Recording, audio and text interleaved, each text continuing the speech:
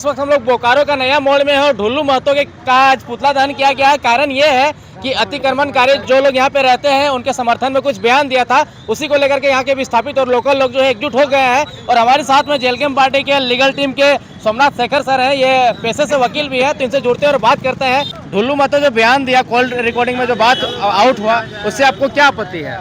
पूरा आपत्ति है। 64 का 84 गांव का जितने विस्थापित को बेइज्जती किया और ये एक तरह से जूता मारने का काम किया। वो लोकल होकर और बाहरी को जिस तरह सपोर्ट किया, तो क्यों दिया था जमीन? बोकारो क्यों दिया था जमीन?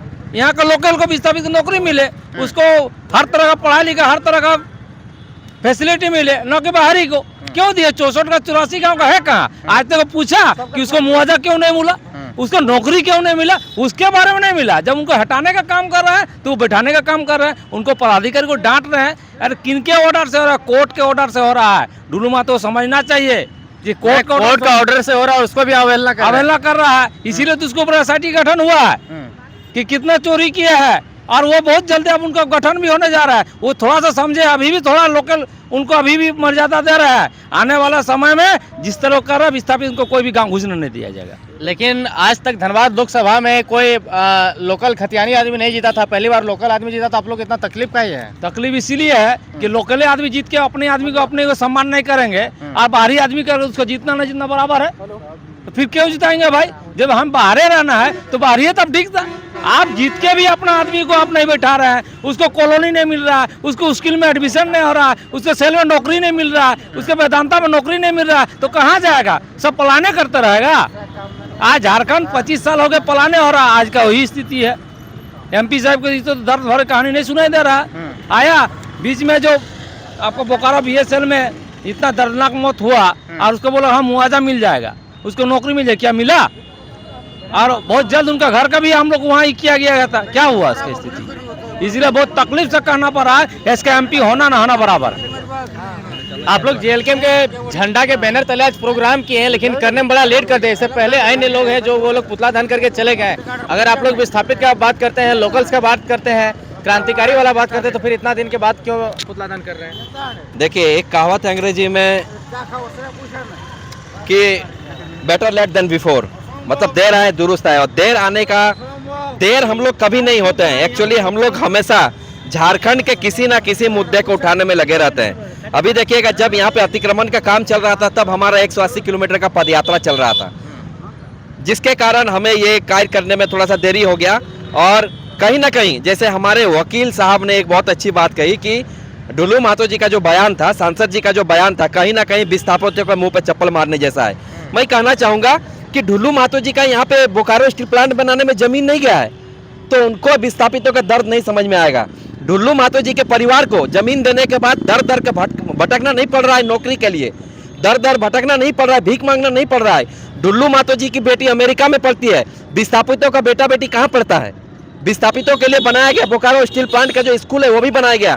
तो ये ढुल्लू महतो जी कभी उनका दर्द नहीं समझेंगे। और आज जब विस्थापितों के जमीन पर अवैध रूप से कब्जा कर रहे हैं लोगों पे, जब बोकारो स्टील प्लांट के लोग अतिक्रमण अतिक्रमण मुक्त करवा रहे हैं, तब उनको कहीं ना कहीं प्रॉब्लम हो रहा है। तो साफ साफ ये भीतरी लोगों को वो कहीं ना कहीं सपोर्ट कर रहे हैं, और बाहरी लोग, जब हम लोग जो अंदर के लोग हैं, जो झारखंडी लोग हैं, जो यहाँ पे लोकल लोग हैं, उनके हक और अधिकार को खाने का काम कर रहे हैं हमारे सांसद जी। आप ये कह रहे हैं कि ढुल्लू महतो के 1 इंच जमीन नहीं गया है बोकारो बीएसएल प्लांट बैठने में, ये बोल के क्या साबित करना चाह रहे हैं?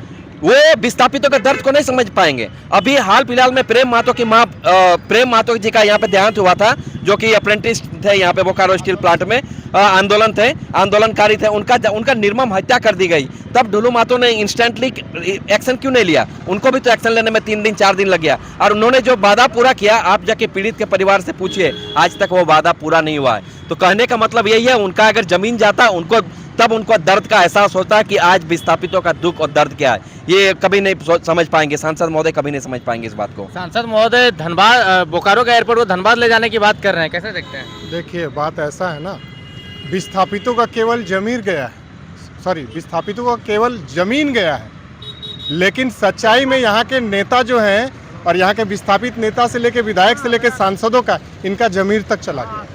तो हमारा जमीन गया है, उनका जमीर चला गया, समझे?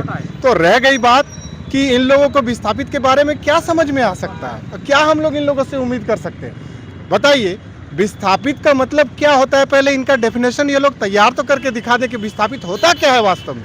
नागासाकी और हिरोशिमा में बहुत पहले परमाणु बम गिरा था, आज भी उसका जो है दंश वहाँ के लोग झेल रहे हैं। तो ये विस्थापित नाम का जो बम गिरा है ना, इसका दंश आज हम लोग और हम लोगों के जो आने वाली पीढ़ियां जो अभी पैदा भी नहीं ली है, जिनका जो अभी पैदा भी नहीं लिया, उनको भी झेलना पड़ेगा।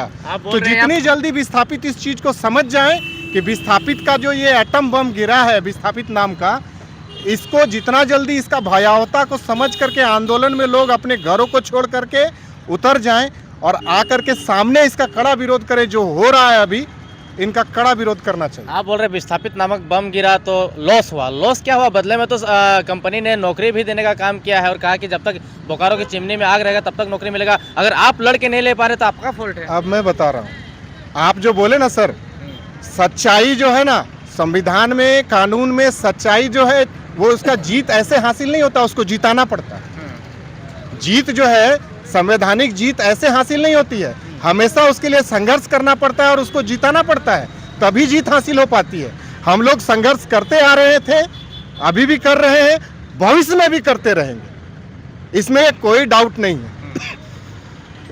ये संघर्ष हमारी जारी रहेगी। मैं आज आपके माध्यम से ये कहना चाहता हूँ और खासकर सभी विस्थापितों से ये निवेदन करना चाहता हूँ कि आप इस विस्थापित नामक त्रासदी को जितनी जल्दी समझ जाएं, उतनी जल्दी अपने भविष्य का जो है पुनर्निर्माण कर सकते हैं। बलराम दा, आप बताइए, ये जो आप लोग आज विरोध किए सांकेतिक रूप से था कि इसके आगे और भी कोई नया प्लान बना के ढुल्लू महतो का और विरोध किया जाएगा? देखिए, अभी जो ढुल्लू महतो जी ने हवाई अड्डा के विस्तारीकरण में जो बाधक बने हैं, जो बोकारो के विकास में बाधक बने हैं, इसीलिए किया गया है कि ताकि वे बोकारो को अच्छा से अतिक्रमण मुक्त होने दें, बोकारो के जो हमारा हवाई उड़ान स्टार्ट होने वाला स्टार्ट करने दें, बोकारो विकास में बाधक न बने। विस्थापित ने जो अपना जमीन दिया है, जो अपना हक अधिकार दिया है, उसे छीनने का काम ना करे और बाहरियों को सपोर्ट नहीं करे, इसीलिए हम लोगों ने ये किया है। अगर इसके बाद भी हम चेतावनी दे हैं, सिर्फ हम लोग का चेतावनी है ढुल्लू महतो जी को, हमारे माननीय सांसद को, अगर ये नहीं सुधरते हैं और इनका रवैया हमारे प्रति ऐसा ही रहता, सौतेला व्यवहार रहता है विस्थापितों के प्रति, तो निश्चित है कि हम लोग आंदोलन आगे बढ़ेगा और इनको तो हम लोग 2029 से सबक सिखाएंगे और पूरा यहाँ की जो जनता है धनबाद लोकसभा की जबरदस्त इनको सबक सिखाएगी, जिनको इनको कभी यहाँ भोगना पड़ेगा। पहली बार धनबाद लोकसभा से कोई लोकल बेटा, खतियानी बेटा जीत के गया है और आप लोग इस तरह से छोटे छोटे मुद्दे पे विरोध कर रहे हैं।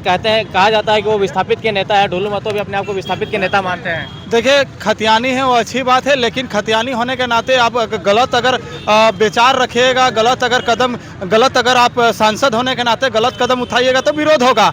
हमारे प्रदेश में लोकल है मुख्यमंत्री है, उनका भी तो हम लोग विरोध करते हैं, लेकिन गलत नीतियों का विरोध करते हैं, व्यक्तिगत कभी नहीं करते हैं। तो इनका भी हम कहेंगे कि लोकल है, अच्छी बात है, लेकिन इन्होंने जो भी इन्होंने प्रेम जो जताया है बाहरी लोगों के प्रति, उनका विरोध करते हैं। हम लोग सांसद महोदय का विरोध कभी नहीं करते हैं। उनका जो बाहरी प्रेम जो दिखा, दोहरी नीति जो दिखा, वोट लेने के समय, जब चुनाव के समय बात करते हैं कि एकमात्र अगर आप लोग का बेटा अगर धनबाद का अगर सांसद बन रहा है तो लोकल की बात करेगा, हमेशा हक अधिकार आप लोग का बात करेगा, विस्थापित का बात करेगा। लेकिन होता क्या है, जस्ट उलट, जब विस्थापित जब आंदोलन करते हैं, जब किन्हीं का जान चल जाता है तो एक भी बयान आज तक नहीं सुने होंगे। जो प्रेम महतो का हाल फिलहाल में जो मृत्यु हो जाता है आंदोलन के दरमियान में, उस समय एक भी बयान ढुल्लू महतो के द्वारा नहीं आता। इसी चीज़ का हम लोग आज विरोध कर रहे हैं और अगर समय रहते हुए अगर नहीं वापस लेते अपने बयानों का तो और कड़ा विरोध होगा।